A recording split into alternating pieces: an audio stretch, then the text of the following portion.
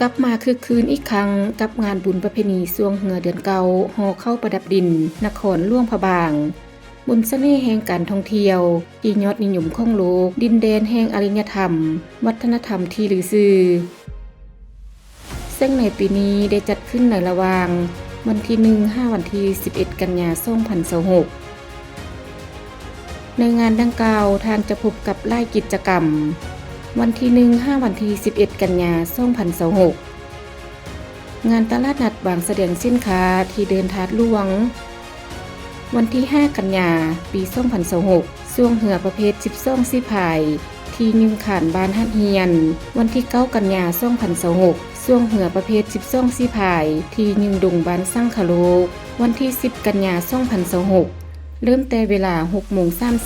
52 โมงแม่นมือโลลาดหรือหลงตลาดนัดแบบมวลชนตามเส้นทางที่สว่างวงเริ่มแต่3แยกบ้านจุมคอง5เดินทาดหลวงพิเศษในวันที่11กันยายน2026เริ่มแต่เวลา9 โมงเช้าเป็นต้นไปเชิญชมการแข่งขันทรงเหือประเพณีที่ยิงขานนครหลวงพระบางอย่าลืมอย่าพลาดมาร่วมชมร่วมเชียร์และให้กำลังใจซี่พายเหือสวงมาม่วนๆนำกันเด้อพี่น้อง